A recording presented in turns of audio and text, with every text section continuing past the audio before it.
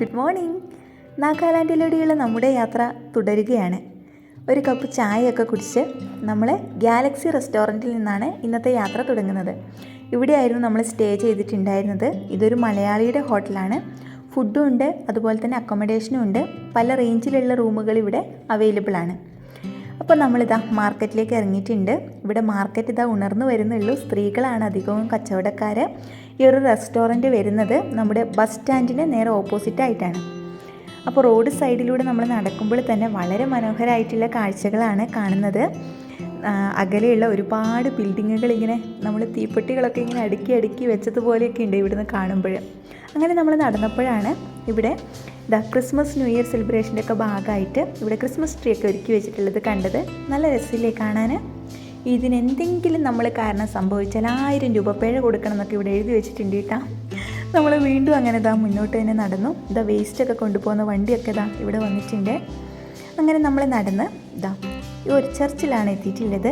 ഈ ഒരു church 1964 establish ചെയ്തിട്ടുള്ള ഒരു ചർച്ചാണ്. ഈ ഒരു ചർച്ചിൻ്റെ ഒരു ഭാഗത്തു നിന്ന് നോക്കിയാൽ നമുക്ക് കൊഹിമ സിറ്റിയുടെയും ഗ്രാമത്തിൻ്റെയൊക്കെ വളരെ മനോഹരമായിട്ടുള്ള ഒരു വ്യൂ ലഭിക്കുന്നതാണ്. അപ്പോൾ അതൊന്ന് കാണുന്നതിന് വേണ്ടിയിട്ടാണ് ഇങ്ങോട്ടേക്ക് വന്നിട്ടുള്ളത്.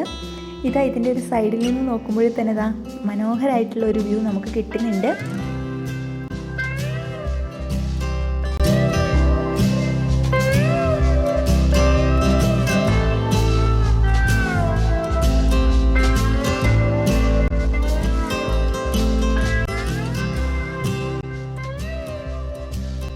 നേരെന്താ അങ്ങനെ വെളുത്ത് വരുന്നതേ ഉള്ളൂ. സൂര്യപ്രകാശം ഒരു ഭാഗത്ത് നിന്ന് ഇങ്ങനെ ചെറുതായിട്ട് ഇങ്ങനെ വരാൻ തുടങ്ങിയിട്ടുള്ളൂ. നല്ല തണുപ്പുണ്ട് കേട്ടോ. ഒരുപാട് ബിൽഡിങ്ങുകൾ കാണുന്നുണ്ട്. കോൺക്രീറ്റ് കൊണ്ടുള്ള ബിൽഡിങ്ങും അതുപോലെ തന്നെ ഷീറ്റൊക്കെ ഉപയോഗിച്ചിട്ടുണ്ടാക്കിയിട്ടുള്ള ബിൽഡിങ്ങുകളൊക്കെ ഇവിടുന്ന് കാണുന്നുണ്ട്. പിന്നെ ദൂരെയായിട്ട് വലിയ മലനിരകളും കാണുന്നുണ്ട്, ബിൽഡിങ്ങുകളൊന്നും ഇല്ലാതെ. എങ്ങനെയാണ് ഇതിൻ്റെ ആ ഒരു കോർണറിലേക്ക് എത്തുക എന്നുള്ളത് ഒരു പിടി കിട്ടിയിട്ടില്ല. മുകളിലാണ് ചർച്ച് ഉള്ളത്. ചർച്ച് ഇപ്പോൾ പൂട്ടിയിട്ടാണുള്ളത്. ഇതിൻ്റെ താഴെ ഭാഗത്ത് പാർക്കിങ്ങിനുള്ള സൗകര്യങ്ങളാണ് ഉള്ളത്. അപ്പോൾ അതിൻ്റെ സൈഡിലൂടെ എങ്ങാനും വഴി ഉണ്ടോ എന്നുള്ളത് നമ്മൾ കണ്ടുപിടിക്കേണ്ടതായിട്ടിരിക്കുന്നു. നമുക്ക് ഏതിലൂടെയാണ് ഇങ്ങോട്ടേക്ക് എത്തുക എന്നുള്ളതൊന്ന് കണ്ടുപിടിക്കാം.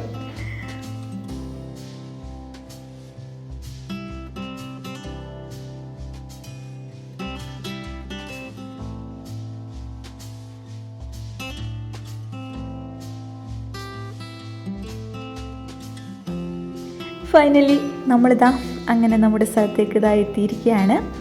അപ്പോൾ കണ്ടില്ലേ, വളരെ രസമായിട്ടുള്ള ഒരു കാഴ്ചയാണ്. നിങ്ങൾ നോക്ക്, ഒരു ഭാഗത്ത് സൂര്യപ്രകാശം ഇനിയും എത്തിയിട്ടില്ല. ഈ ഒരു ഭാഗത്ത് നന്നായിട്ട് സൂര്യപ്രകാശം എത്തിയിട്ടുണ്ട്.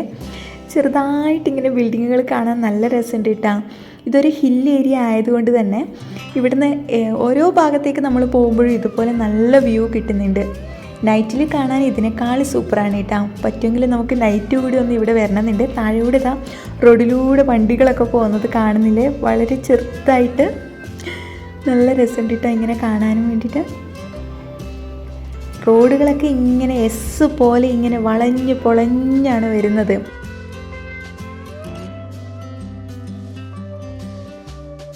അങ്ങനെ നമ്മൾ നോക്കി വരുമ്പോഴാണ് ഇവിടെ ചില വീടിൻ്റെ മുകളിൽ നിന്ന് പുകയൊക്കെ വരുന്നത് നമ്മൾ കാണുന്നുണ്ട്. അടുക്കളയൊക്കെ ഉണർന്നു കഴിഞ്ഞിരിക്കുന്നു. നെക്സ്റ്റ് നമ്മൾ പോകാൻ വേണ്ടി പോകുന്നത് സെക്കൻഡ് വേൾഡ് വാറിൽ മരിച്ചിട്ടുള്ള ഒരുപാട് ഭടന്മാരുടെ ശവശരീരം മറവ് ചെയ്തിട്ടുള്ള ഒരു വാർ സെമെട്രിയിലേക്കാണ്. അപ്പോൾ അതങ്ങോട്ടാണ് നമുക്ക് പോകേണ്ടത്.